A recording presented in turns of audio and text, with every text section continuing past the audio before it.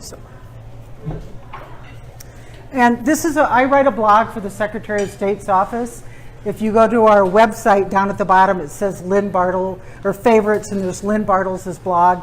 And this is a picture that I ran in the blog that I wrote. It was after we were at the National Association of Secretaries of State conference in Philadelphia last month. Next. Why don't you tell me what to push, and then maybe I can, will I know what to do? Right oh, there. okay. Yeah. So this was Wayne's quote in the thing and this was this big, huge Homeland Security and all this. At one point, there were 27 people around the table, including members of Department of Homeland Security, the U.S. Election Assistance Commission, and other national groups. And 4 of those, that was the 4 in the previous picture, 4 of those 27 were from Colorado. And Colorado's commitment to election security is so strong. And this is why over and over again, we will have like NAS call us, National Association of Secretaries of State, and say, hey, NBC wants somebody to come on and talk about election security. Is Wayne available? Because Colorado is recognized as a leader. All right, wish me luck here. Okay. So this is interesting because, you know, so let me back up a little. You know that Trump comes campaigning in October, and 2 days in a row says in Colorado that that elections are rigged. And Wayne was out of town at the time, so I didn't consult with them. And on my own, issued a statement that said, yeah, well, you can say anything you want on Twitter, but that doesn't make it so. I can say I'm a supermodel. And of course, that was like picked up all over. And then what happens is Trump wins the election. And so Channel 9 says, can we interview Wayne? It was a couple days later. And I said, he's working in the Springs. And they said, we'll drive down, because Wayne commutes most days. And so the lead-in of their story is, what do you think of somebody who wins an election but still insists it's rigged? You know, and Wayne, I don't know if you've ever heard his laugh, but he has this amazing laugh. He couldn't even have his granddaughter in the house because it's so loud, and she would get scared to death of that laugh. But of course, I will say that we might have gotten some calls from people on the right suggesting that that wasn't the proper way to handle that question. And so even Colorado Politics did a story. You know, it didn't tinker with the vote, but it interfered with the election in terms of, as you now know, all the stuff on Facebook. Let's hold these rallies. Let's do all of this. Oh, I can do it.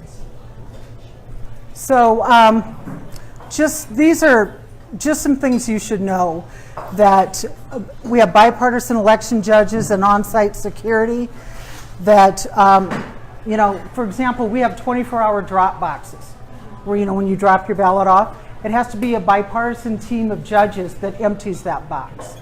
And so election areas are secured, locked, entry logs, video record of major functions. I travel with Wayne Williams around the state, and we go in these little county courthouses, and it's sort of like they have to get the clipboard out, and then the clipboard tells them the combo to the filing cabinet, and then they go to the filing cabinet and open it up. Then they get out a key, and then that key tells them where it's now hidden, and then they go in and show us this. And there's the 24-hour camera running, which are connected to like the sheriff's office or things like that. Same with the ballot drop boxes or video monitor. I used to always be a person that dropped my ballot off on election day. I totally believed in that.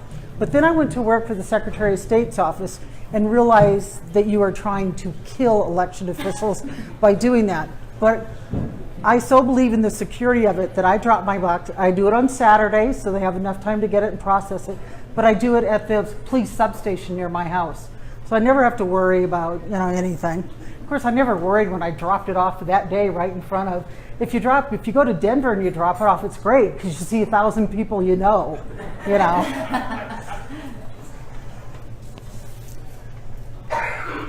So the signature verification. Each signature on the back of a voter's ballot is compared to the voter signature in the database, that same bipartisan team. And then if a problem exists, the voter is notified and given until 8 days after the election to cure. I should have brought the number with me, but I think in 2016 was it 21,000 signatures that were not cured. Did you have a question? Yes, I did. So I've noticed that as I matured, my handwriting's changing Right. and getting sloppier and messier. Also, if you get the letter that says it doesn't match, So can we go in and update? So after each election, we compare to the last election. So as your signature evolves, we're matching against the evolving signature. Okay, not my original one that We don't match against the one from 15 years ago. So it could be another 35, 40 years ago. Maybe well, 50. and Secretary Williams tells the story. He was the El Paso County clerk and recorder at the time, and he gets a call from his daughter Wendy, who's in college, and says, "Dad, you guys aren't taking my ballot. You said the signature doesn't match." Wayne goes in the next day, looks, compliments the teams of judges, because when she registered to vote and got her driver's license, it was a very Wendy Williams careful. By the time she's in college and taking notes all through classes, it's Wendy Williams, like that. So I understand you keep on file different versions of the signature? So we need every signature. well, you can go back over and here's You the, can compare it to multiple signatures. In fact, there are many people that have dozens of signatures on their file.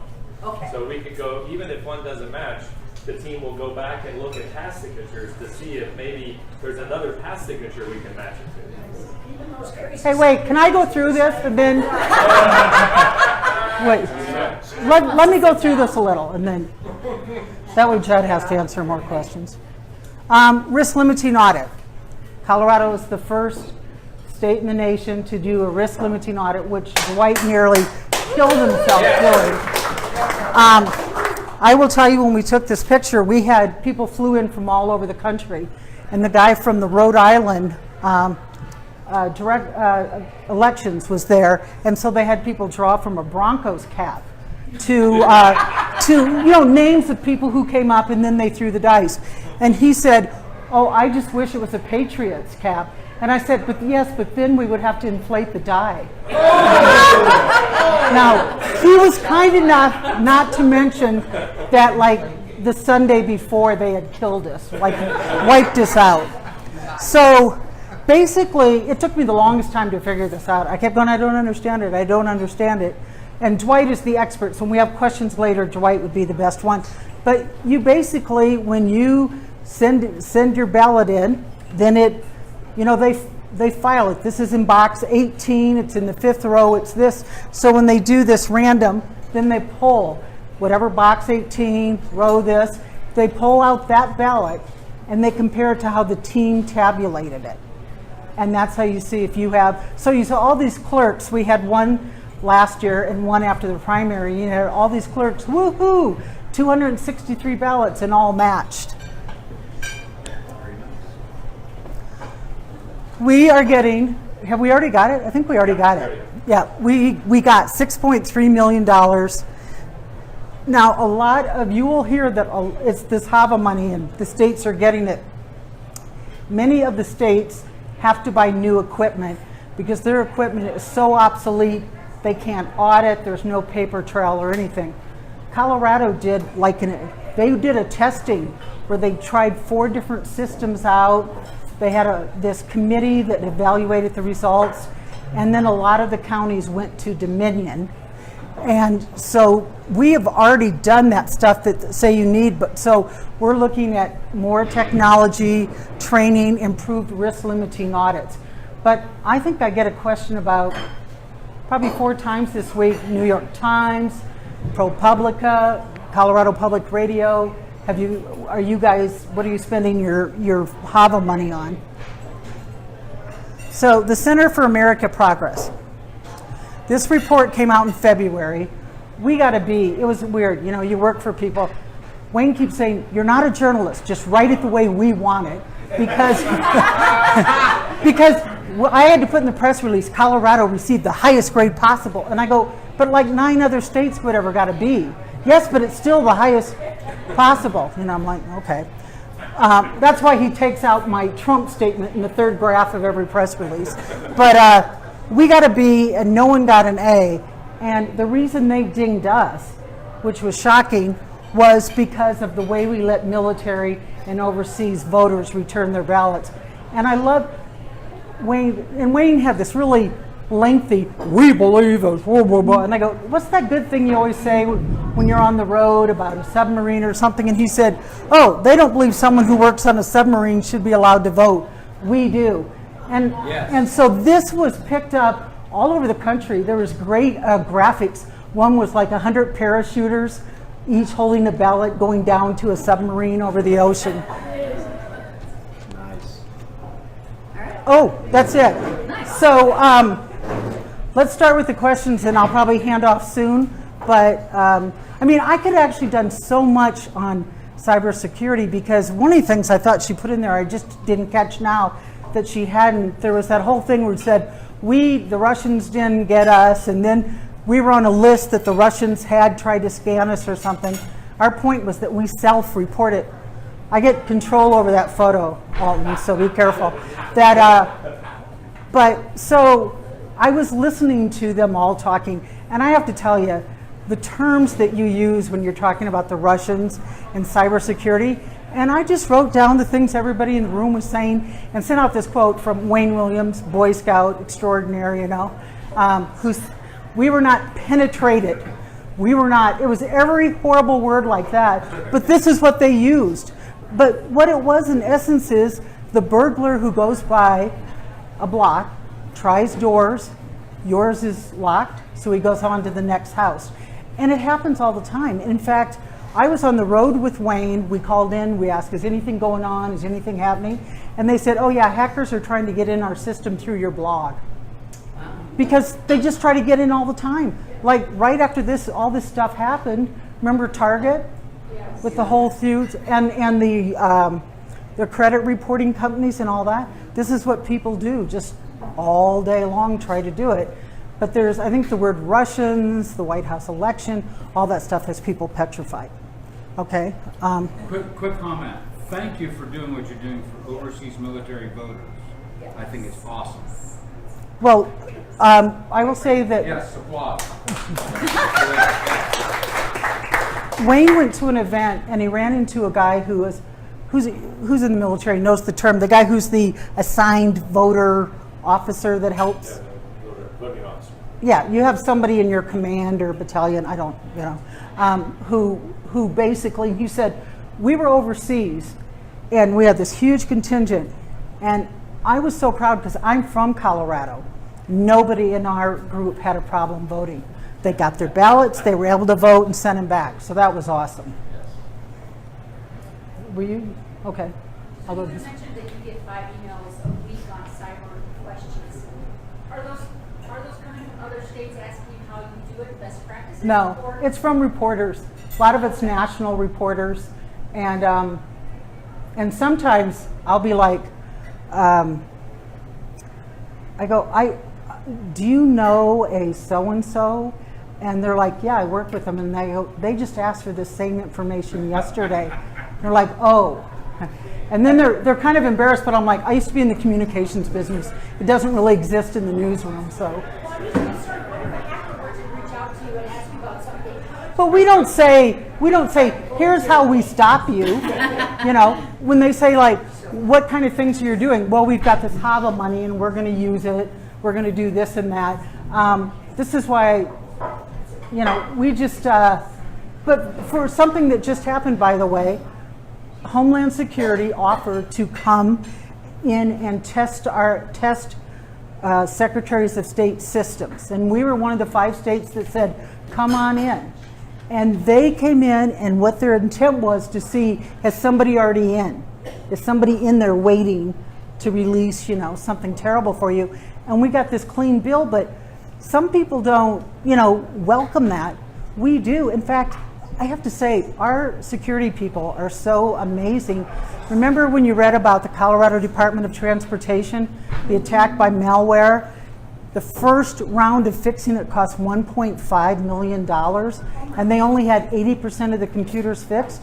They called our team right away. to come in, because our people deal with the FBI and Homeland Security. They're on first names basis. The things you see on the news when you turn them on, you're like, oh, that's who Trevor was on a conference call with today, or that sort of thing. But we get counties that get hit with malware, and we try to help them out. We say, call us before you do anything like that, or if you get hit with ransomware. Yes? I've heard that the greatest risk to inaccurate vote counting is in a state where there isn't a permanent paper record of every vote. Does Colorado have a backup permanent paper record? Why don't you come out? We'll switch off there. Judd, as they said, is the national. I can talk loud if you want. All right. This is Well, for they the live probably want stream. it on. Judd's the national director of the National Association of Election Directors, so he can answer what every state's doing. So we're the state. Sure. We're the state. Every single ballot that's cast in the state of Colorado has a paper record.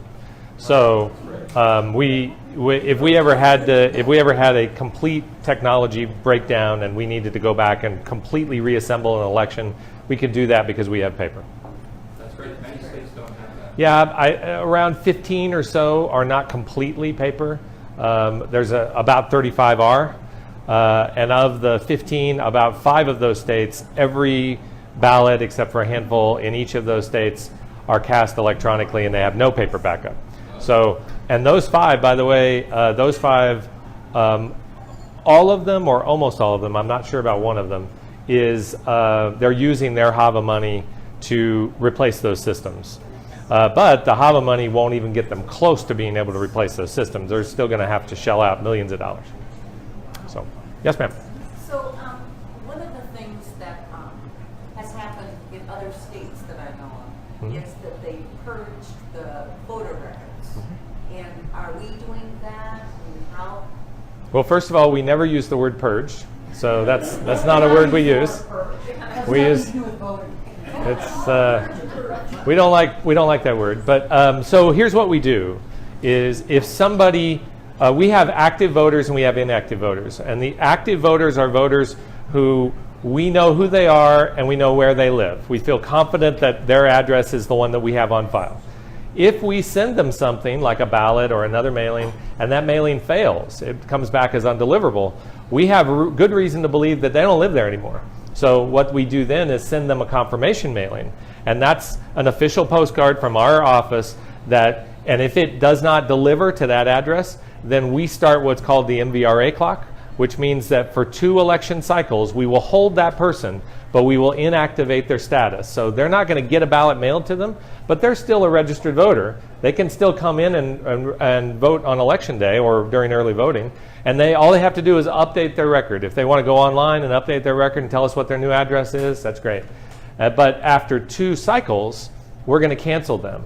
And that cancel is called the MVRA cancellation, which occurs after an even year election. So after this even year election in December and January, we will do that mass cancellation, which will cancel a couple of 100,000 people because they don't live in Colorado anymore. And 4 years ago, they moved out of Colorado, or 5 or 6 years ago, they moved out of Colorado. We figured that out. They didn't tell us. We put them on the inactive list, and now we've held them for 2 elections. So all of you, any of you in the room who are Colorado registered voters or want to become a Colorado registered voter, go to govotecolorado.com. Go vote Colorado. Yep, govotecolorado.com. And you can update your existing registration or you can register to vote. The only limitation on registration is that you have a driver's license. If you have a driver's license, you can register to vote online at Go Vote Colorado. You can even register to vote using your Social Security number as long as your Social Security number is tied to your driver's license number online with the DMV. So, did you have a follow-up? Or are you good? Well, no, that's excellent. Okay. My concern is people don't vote. Absolutely. And so my plan is to just knock on every neighbor's thing and say, okay, have you voted in the last 2 years? And is it at this address that you voted? You know. And if you want to walk around with a tablet, if you want to walk around with a tablet and they can just fill it out right there, that's certainly up to you. That's a very easy way to do it. Yes, ma'am. How many other states have same-day registration? And how does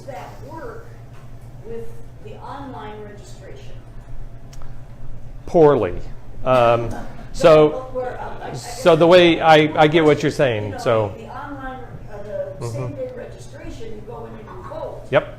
And immediately you are registered. There's enough information there. Yes, you become if you go in anytime during early voting or on election day and register or update your registration, it happens immediately. You are immediately registered. You're immediately updated. Right, the judges can do that. Because they can do it right there. And we have an e-poll book, which is not really an e-poll book. It's actually part of our election system, our voter reg system. And so when you are updating or adding a new registration in your polling place, you are inventing a new voter, or you're updating an existing voter live time in our voter registration. Right, so it's instantaneous. It's not like provisional where No. you have to go through. Yeah, Now- I've been an election judge, so I'm kind of familiar with the web score and the. So what I referred to when I said it didn't work very well is we have online voter registration. So if you were to go on Go Vote Colorado, as we were just describing, and you were to register to vote 7 days prior to an election, the timeline is so short, we can't mail you a ballot and you get it and then mail it back to us. And so at the 8-day mark, we stop mailing ballots out once you register online. Instead, we tell you, hey, you just registered online, but we're not going to mail you a ballot. Instead, you need to go to a VSPC, come into an early vote location, and get a ballot, and you can vote in that election. Would you explain the little tablets? I know Sure. They're real slick. I really. Yeah, so, And are they connected to the internet? well, you mean the ones that are that Denver uses? So Denver has an online voter registration portal that they use for taking these tablets they take out and they register people to vote and stuff. For voting your ballot. Yes. Oh, the ICXs. Voting machine. The voting They're machine. referred to as a voting machine. Yeah. So yeah, the voting system. No, the voting system is usually at a location. Now Denver takes them out to healthcare facilities to allow people that are in a healthcare facility to vote in person on an ICX. But typically, you have to go to a polling place to be able to vote. They are not connected to. They are not connected to the internet. Right. That's right. You said something about the paper.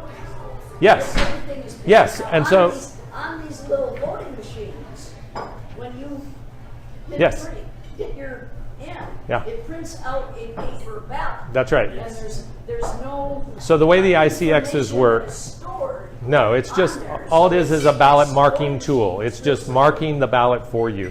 And it prints it out and you have a paper ballot. Yeah. That's the way that those work. Yes, ma'am. For the kids that are now coming of age to vote, what recommendations are you making for the fact that the only thing they ever do is on their phone? Okay. We just had somebody visit us and she doesn't vote. And the only way that I think she would vote is if she could do it on her phone. So there's a couple of things. First, we in Colorado is one of the few states in the country that allows for people between the ages of 16 and 18 to pre-register. So if you want to, if you're a high school student and you're like looking forward to registering to vote, you can pre-register, and the moment you turn 18, you become official in the database, and the next election that comes, we're going to mail you a ballot. So that's, She's here like for a little while. well, is she a resident of Colorado? She's here for like a summer and maybe a little longer. Well, She'll be here through. does she intend to stay in Colorado? She might. Okay, well, so there are legal barriers to one registering to vote. You need to reside in a state and you need to intend to stay. So that's what residency means. I'm sorry? No, not for a given amount of time. I mean, it's just you intend to stay. Now, you could intend to stay for a week, and that qualifies as registering to vote. The thing is, though, you have to live in Colorado for a certain amount of time before you qualified to become a registrant, which I want to say is 8 days? 22 days, a resident in Colorado. By election day, you must have resided in the state for 22 days. Yep, right. So this person, where's this person's car registered? She hasn't had her car since she moved. She's working in the state. What about her driver's license? Probably Delaware. Does she pay insurance anywhere? Does she have an apartment?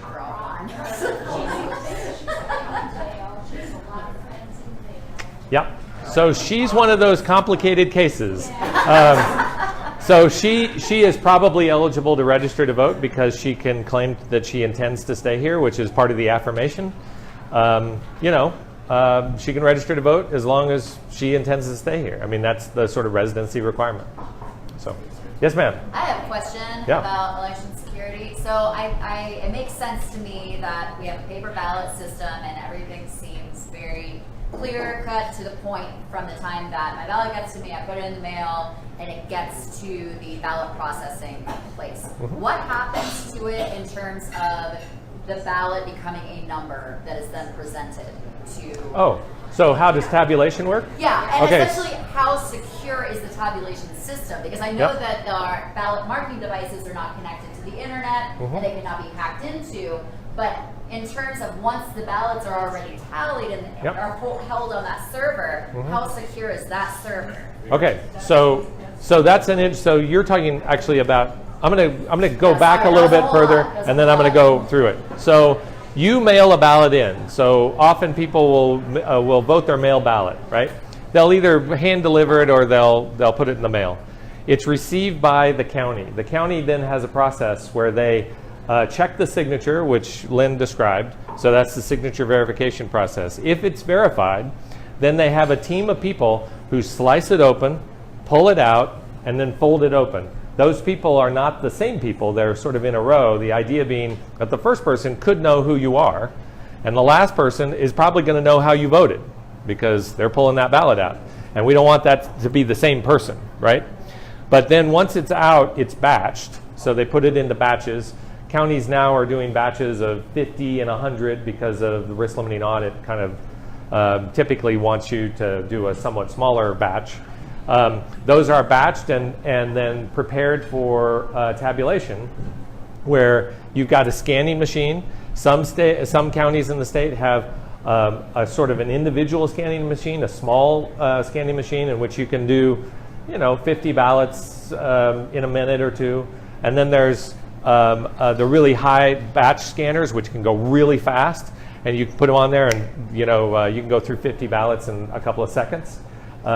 They then tabulate what the voter intended on each one of those ballots and gives credit to the person that the voter chose, and then that information is uploaded onto a thumb drive, and that thumb drive is then taken to a different computer and plugged in to You want to fill in the gap? He doesn't like something I've said already. He didn't like the thumb drive. I saw The his old face too. systems, what you said is absolutely accurate. Mhm. New systems, which now about 98% of the voters in the state are voting on, the scanner is on a closed air-gapped system Right. with a server.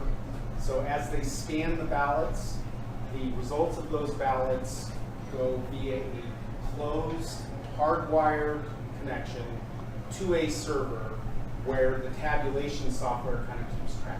And by hardwired, you mean it's no Wi-Fi, like No Wi-Fi, no Bluetooth.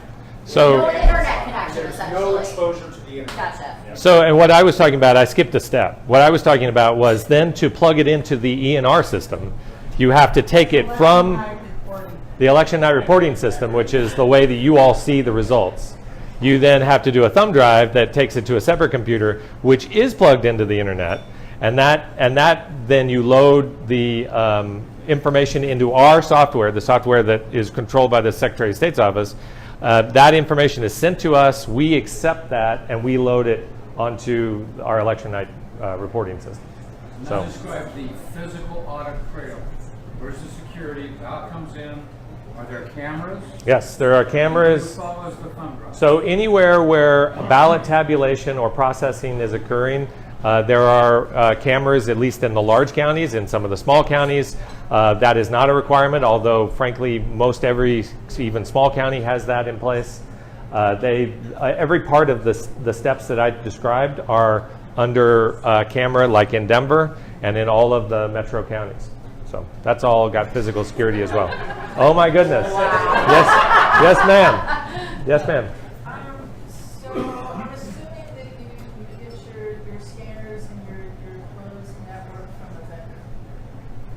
Yeah, so the, Okay.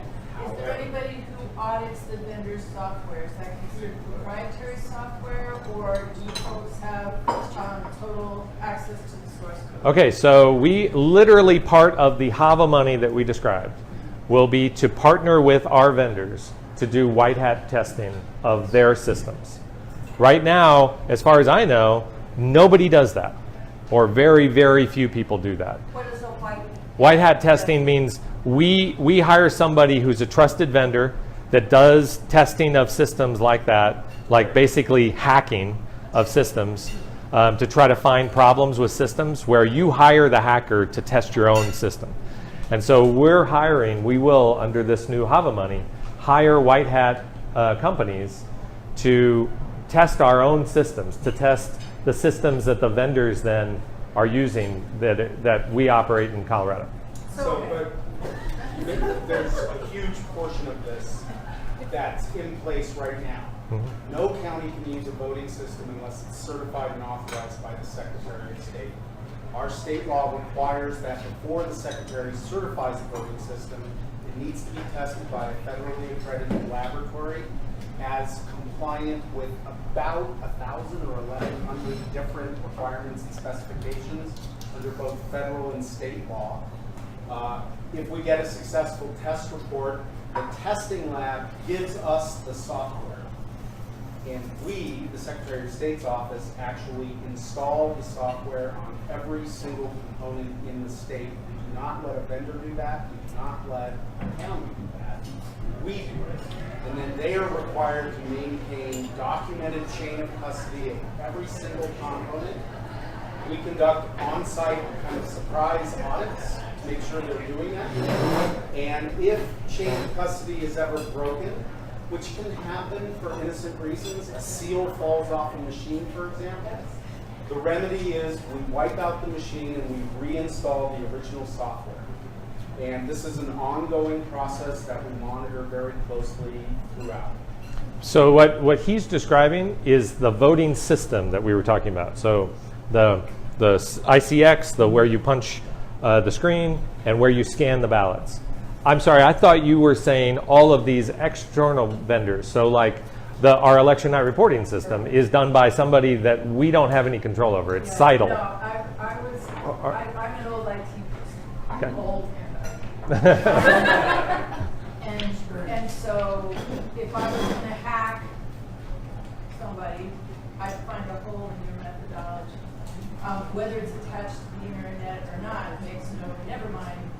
Many of these vendors came to be when Bush made a lot of money available to companies that he picked, right, to make election software and to make election machines, right? So, well, the original the process that he described, and I'm sure I don't remember your name. Dwight. That's the way to go, right there. And I commend you for that.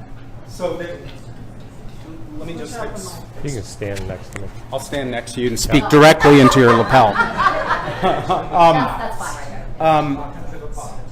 So Lapel. the air gap from the internet, in my view, election officials have been talking about this as the complete solution to every problem. And that's too broad. It's an important layer of protection. It prevents a specific type of attack, but not every possible attack. We have proposed new rules. We, the Secretary of State, to tighten this up. Number one is we have over 30 counties for whom their vendor actually programs their database that the voting system uses.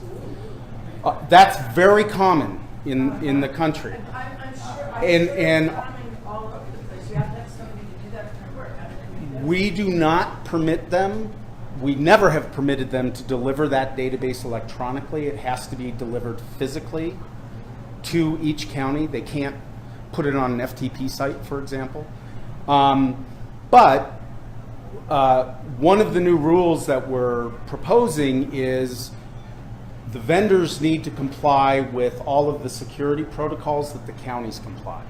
If they're programming a database for a county, it needs to be on an air-gapped system with a one-way removable media rule, which I can go into if you're at all interested. But more importantly, they need to be building that on a machine that we have performed trusted builds. So we know exactly what version of software they're using. And then the other rule is this one-way removable media rule, which is before you put a thumb drive into the voting system, it needs to be reformatted and wiped. You can take whatever you need out of the voting system, put it on the thumb drive, and take it to an internet-connected machine and do whatever it is you need to do with it. But before it goes back into the voting system, it needs to be clean. I think we are the only state in the country that has ever even proposed this rule, and they're all kind of freaking out about it. And by the way, another part of our HAVA money will be to supply counties with multiple thumb drives that are locked with a password, so you can't access what's on that without that password, and you can clean it, like literally like tell it to wipe off, and then you can start over with that thumb drive. So that's one of the things that we're trying to do with the money. So Yes, ma'am. security for going on the internet, because you said the thumb drive goes on the internet. No, so These people that haven't asked questions. We'll come back. We'll probably come back to that issue. Yes, ma'am. Is it possible for someone to hack into the voter registration database and delete selected files, like for instance, delete 20,000 Democrats from the file? That is possible. I imagine it might be. Sure. How do we prevent that from happening? Okay, so not only is that possible, that has happened. It happened in Illinois. not here. It happened in Illinois in April and May of 2016. They didn't delete any files, but they did have access. They got in and they downloaded a couple of thousand files. They searched 1,000 files. So they looked at a lot of the database. And that was the Russians. So that was the main elections-related activity of the Russians in the 2016 election. So they actually, their access point was to be able to read the files. They didn't have an access point to be able to do anything with the files. And what they did was just download them. And frankly, the DHS believes that what they were attempting to do was basically like rattle the windows, try to tell people that they're here, we're in here, so that people would know that they were in there, and there would be a big news story about the fact that that people were, well, not even the Russians, but at the time, somebody is trying to play with the election, try to reduce confidence in election outcomes. Can that happen in Colorado? Absolutely, that can happen in Colorado.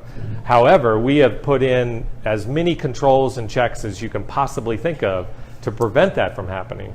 The most likely, most obvious one that all of you would probably understand is that for anyone to have access to our voter registration system, they have to go through a two-factor authentication. So they have a login and a password, right? That's one factor. The second factor, though, is a grid card. I even have a grid card. You probably have yours. Yep. Dwight's got his grid card. I got mine in my wallet. So it's like a bingo card. When you put your login and your password, if it's okay, if it's checked, then the computer, our software, SCORE, our voter registration system, says, okay, fine, you've made it through the first barrier. Now tell us what's at A3, H2, and J1. And you have to pull up your card and you have to punch in those letters or numbers. You're the only one on the face of the planet that has that card.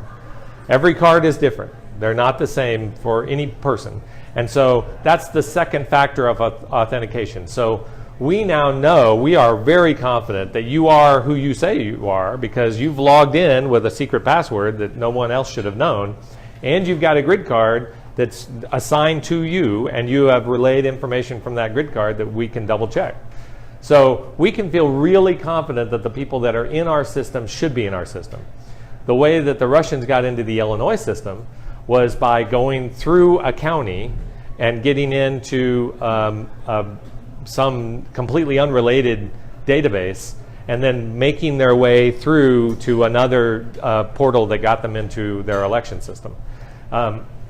Unlikely to happen in Colorado because in order to get into that system, in order to get into our system, you would have to have both of those factors of authentication. The other thing, let me just say real quick, even before all of this happened, our office hired the white hat firms who we asked, break our system. They always gave us ideas for improvement, but they were never able to get in. Then when DHS, when all this happened, said, we're offering vulnerability assessments and penetration testing, we said absolutely, and they came in and camped out for like 2 weeks. We gave them the whole network architecture. Again, areas for improvement, but they could not get in. And then within the last couple of weeks, we had one of their HURT teams, which stands for something I can't remember. Well, it's a HURT team that does a hunt. So it's the HURT hunt team. And what they're doing is hunting to see if anybody is inside your system already. Meaning, did somebody get in the past when Years this wasn't ago. like top of mind and put malware? Right. And they told us there's absolutely nothing. Clean to bill it. of health. We didn't have So anything. we feel very good about that. And by the way, DHS has, Department of Homeland Security, has a number, like a dozen or more tests and offerings that they will provide. One is an RVA, a risk and vulnerability assessment. That's where they come for 2 weeks. The HURT team, that's when they come for 2 weeks. And the HURT team was 8 people in our office for 2 weeks. A risk and vulnerability assessment was 10 people in our office for 2 weeks. DHS is dropping everything else and doing elections right now. So I know that they get a lot of criticism for some of the other things that they do, and I don't speak to that, but what I can tell you is that they are absolutely busting their hump to try to make sure that elections are okay, because we deal with that every day.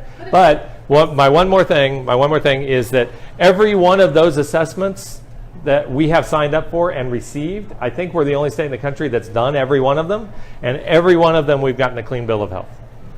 Amanda. Executive Director of Colorado. It's not totally interrupting. But if RHP. something silly happened or crazy happened and Yeah. somebody's voter registration did get deleted, wouldn't same-day registration... Same-day registration is the cure-all. It's the cure-all. If you didn't get your ballot in the mail, give somebody a call. Call Alton. Call your county. Or come by to a vote center or to one of what we call our VSPCs. And you can register to vote, or you can update your registration. We'll give you a ballot right then. You can vote. I'm gonna tell you about before the primary. No, right there. A Republican that I know really well in Jefferson County said, "Hey, a couple of my neighbors never got their ballot, and when they called the county clerk's office, they said, well, clerk said you canceled your registration." And they said, "I've never canceled my registration. So what's going on here?" So we got their data information. It was a very weird situation. I think it began, the post office mistakenly did that thing of mail was returned from this address, even though the person had lived there 22 years, said the mail was returned. So that then Jefferson County Clerk then mails this form that says, I will say, I read the form.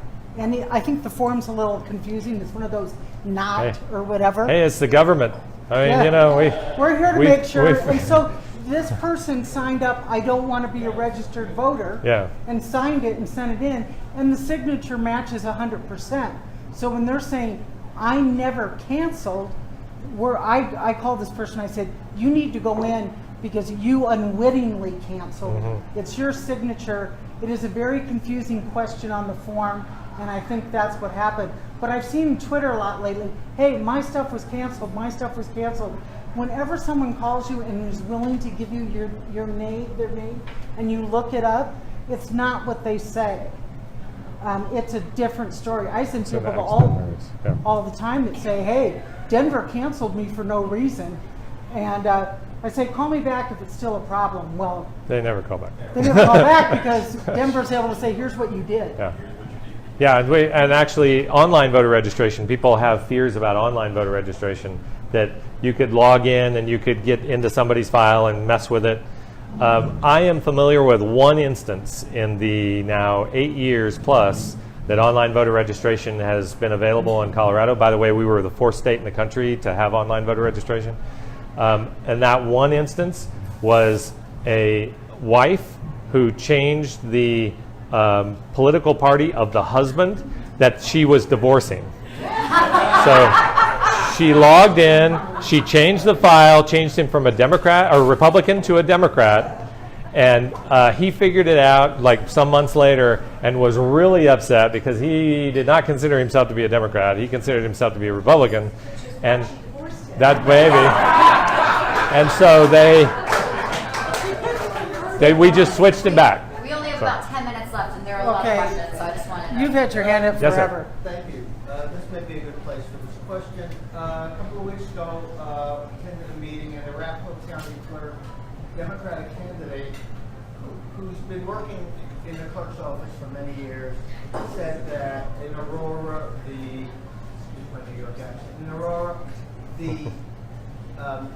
DMV does not automatically, automatic voter registration is not linked up with the DMV in Aurora. And is there, are there state statutes that require that?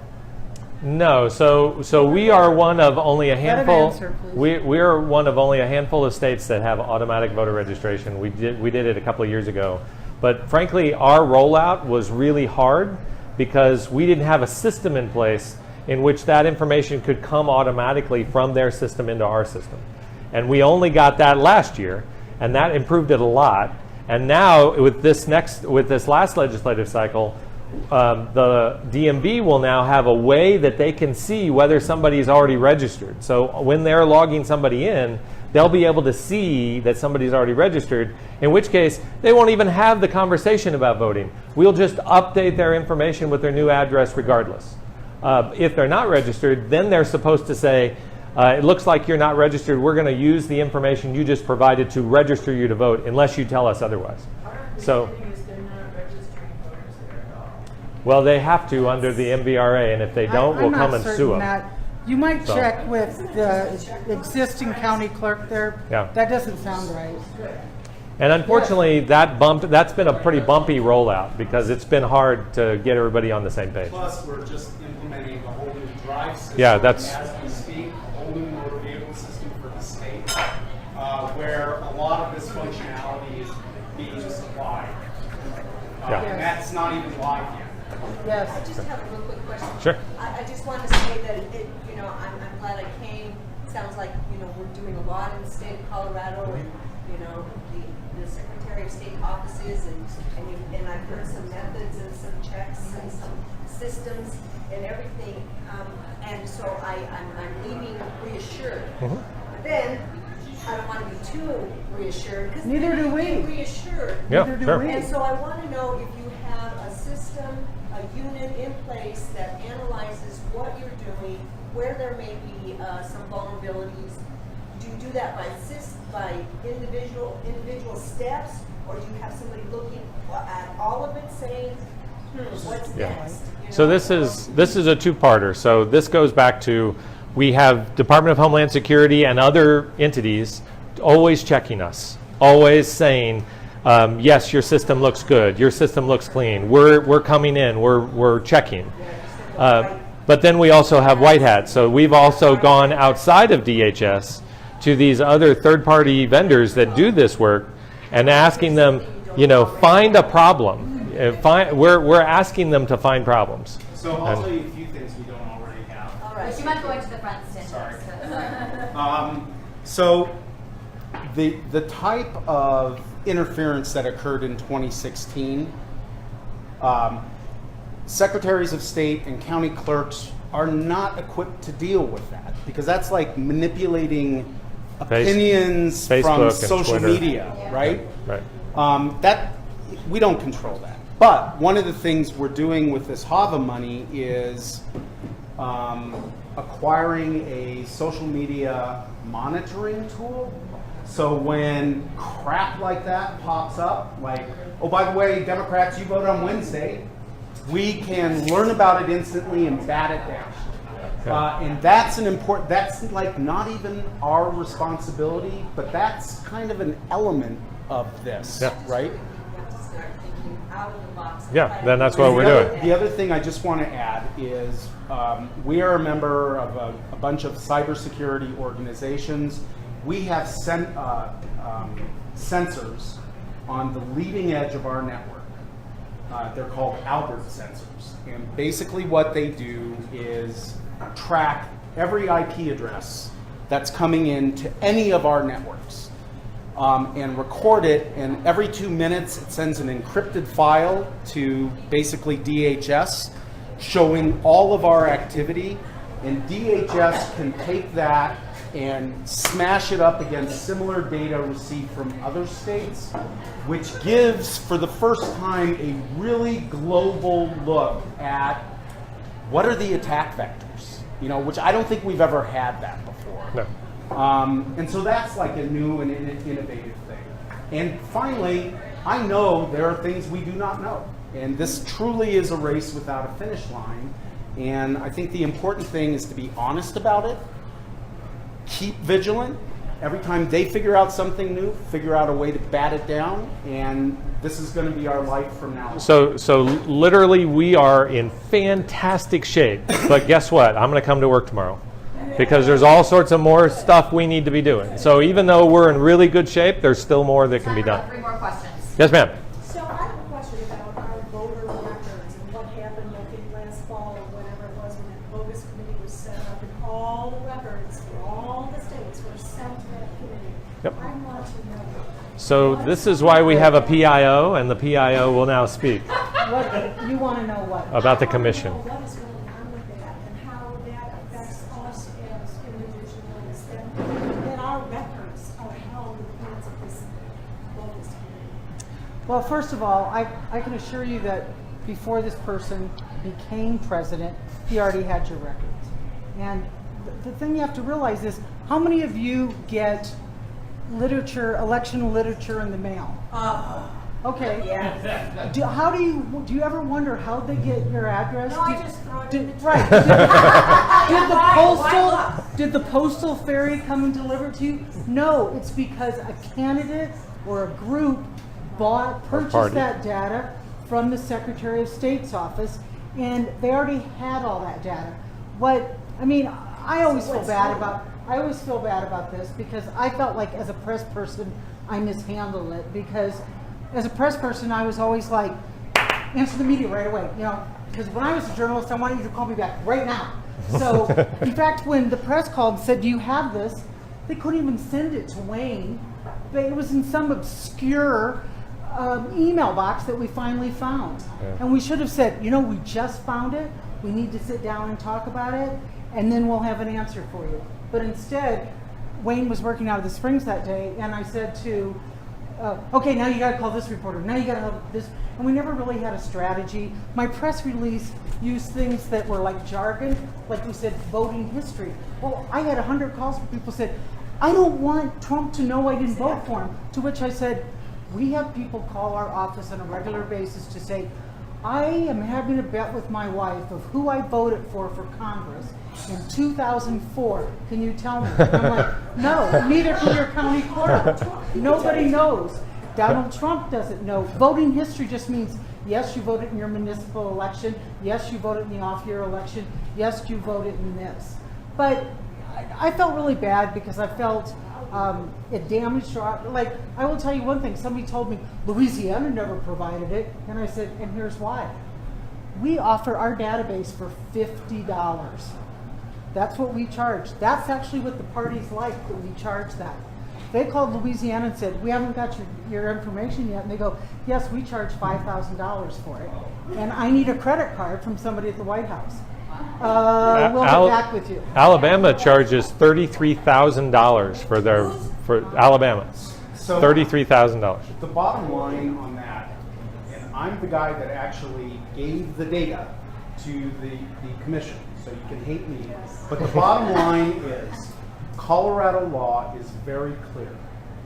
The voter list is a public record. Period. Period. We gave the same record that we give to every credit card company who buys it, every title company who buys it, every life insurance company who buys it. So they all buy this? Yeah. Can we have to But- change that law? Well, then you Sure. need to go to the legislature. Go to the legislature, absolutely. I'm asking how we change You it. go to the legislature. Legislature. And change it. But bottom line is, Secretary Williams was really attacked for providing this to this commission, right?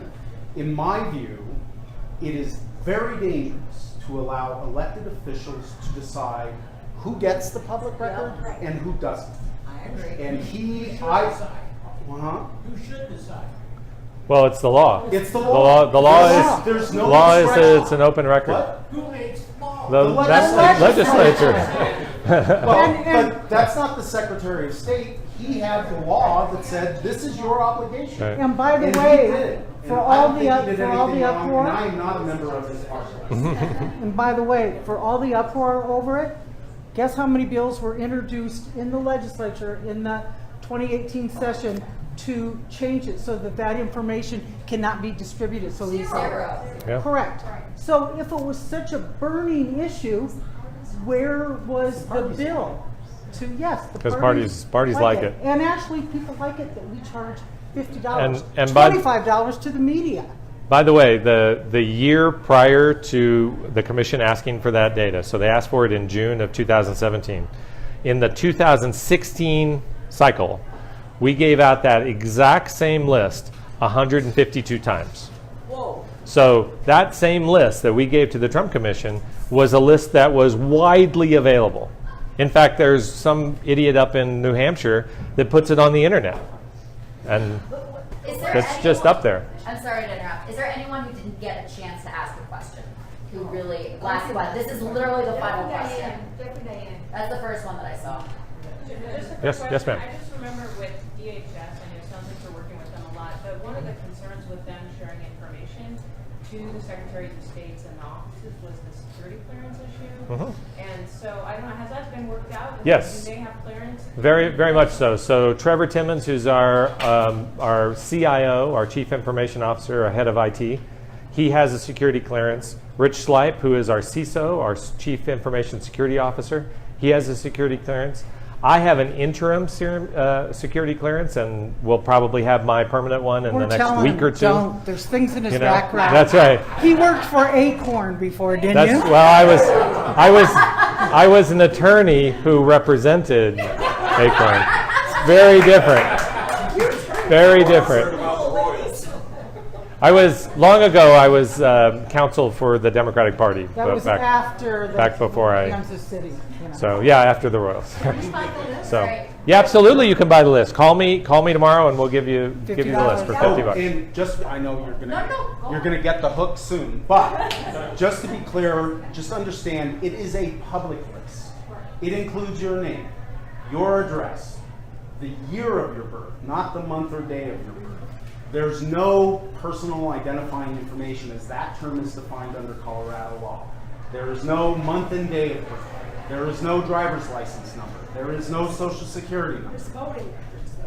Your voting history. Your voting, this is elections that you have voted in, not how you voted, 'Cause we don't know. Really know that. Yeah, how would we know that? And one other thing, Party affiliation is part of it. I had a reporter call me and say, will you leak me somebody's date of birth? And I said, I really can't. But then I go, oh, here, I just looked in Google. Here it is. So we don't release it, but it's already all there. Yeah, it's there. You know, so All right. we better go.